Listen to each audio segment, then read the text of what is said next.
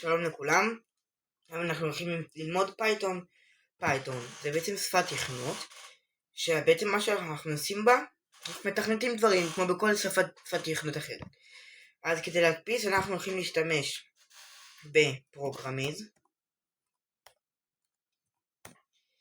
פרוגרמיז היא בעצם תוכנת הרצה בדפדפן לפייתון.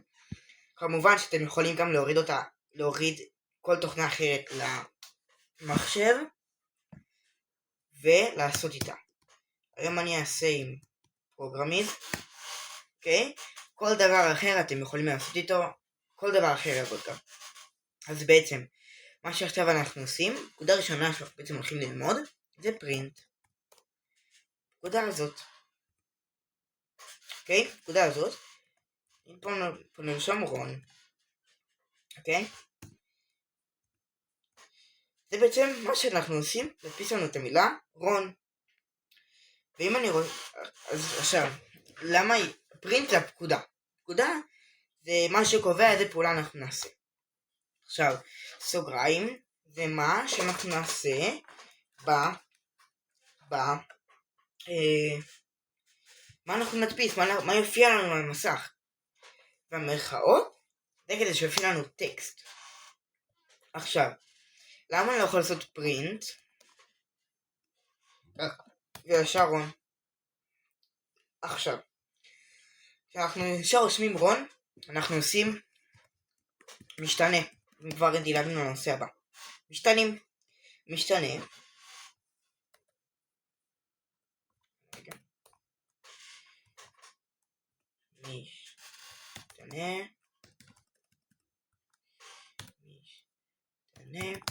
הוא קביעת משתנה, בעצם קביעת ערך למילה מסוימת לבחירתנו. זהו, זה מה שמשתנה אומר.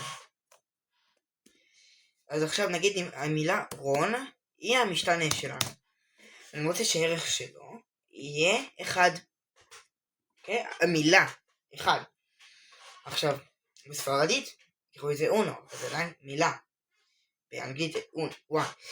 אבל פה אם אני אעשה בטון, אז זה יהיה המספר 1 ולא המילה. עכשיו למה זה משנה? כי עכשיו אני אעשה פרינט, זה רון כפול, כוכבית זה כפול 10. ועכשיו אם אני אעשה פרינט טון כפול 10, בואו נראה מה יקרה. עכשיו רון זה מה שעשינו לפני, 10 פעמים 1 זה בגלל שרון ולא טון, רון הוא מילה, פשוט תדפיס 10 פעמים את אותה מילה. ובגלל שטון הוא מספר ולא משתנה ולא מילה, אז הוא מכפיל את המספר. וזהו, כאילו זה מה זה. ומים אני אוסיף לפה ואני אעשה